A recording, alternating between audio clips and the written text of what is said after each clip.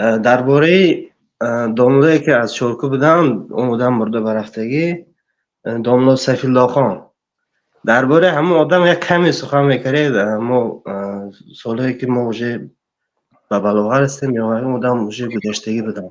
ولی اون کس داملای کلان میگفتن در چارکو من ندیدم، لیکن از دیگر داملاهای کلان چارکو، دادرشان داملا هدیت الله خان و فرزنداشان، دیگر شاگرداشان، تمام داملاهای چارکو، یعنی که میشود گفت شاگرد ایشان بودن. داملای کلام بود لقبشان، برای آنکه از همه داملای علمدار بودن. بعضی کتابایی که مثلا طالب علم در مدینه منوره، مثلا روضة الناظر در اصول فقه این کتاب میخوانم، فکر کردیم که داملای کلام این کتابای خواندگی نیست.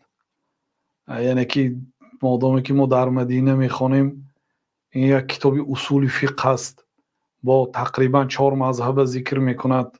بسیار کتابی مشکل فهم است، کتابی کلام است. یعنی این کتاب واقعا علم است.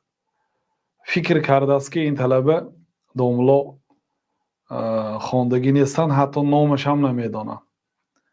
میگن که در اصول فقه چی میخوانید؟ میگن روضة الناظر، کتابی فلانی است، کتابی خوب است، تعریف میکنم. میگن که حیران شدم. میگن خلاصه کتاباشون بعضی فرزنداشون بعدی وفاتشون میفروخت.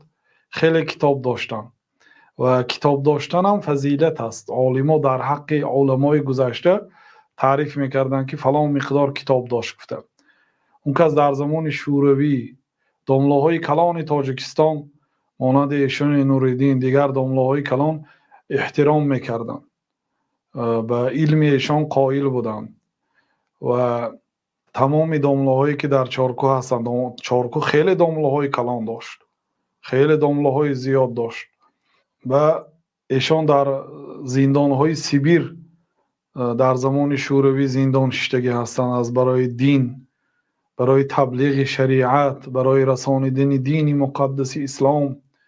این داملاهای تاجیکستان در زمان شوروی هم، زمانی که تعلیم شریعت ممکن نبود، به یک راه ها، به یک حیله ها شریعت برای مردم رسانیدن.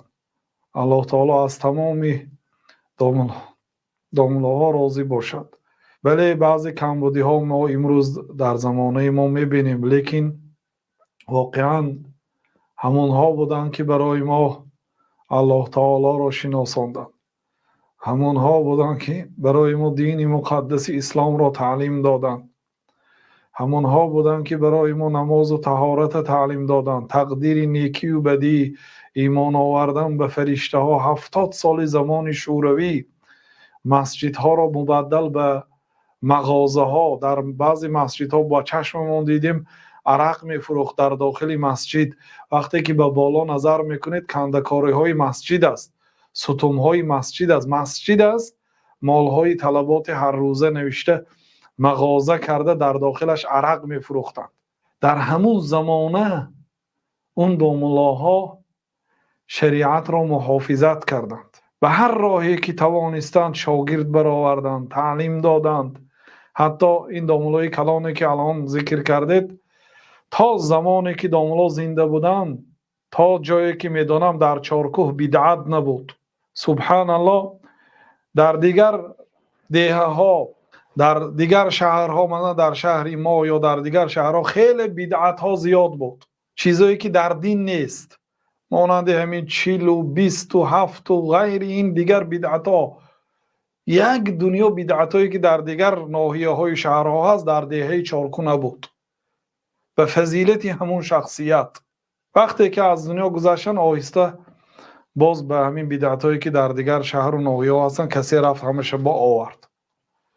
بنابراین حق داملاها، حق علما بر ذمه ما بزرگ است. وقتی که لقمان حکیم را بعضی روایت ها آمده است میگن که برای شما استاد خود را بسیارتر احترام میکنید نسبت به پدر و مادرتان، میگویند که پدر و مادرم مرا از آسمان به زمین آورد، یعنی سببگاری پیدا شویم به دنیا شدن، یعنی من به زمین آوردند، اما استادم مرا از زمین به آسمان برآوردند.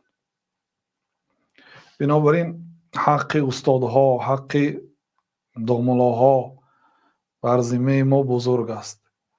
ولی مثلا کسانی که در یک شرایط زندگی میکنند شاید سخن حق را گفته نمیتوانند، شاید بعضی خطاگی ها از آنها میبینید که صادر شده ایستاده است. الله المستعان، یعنی الله برای ایشان قوت دهد تا اینکه امانتی که در ذمه دارند مانند پیشین داملاها ادا کنند.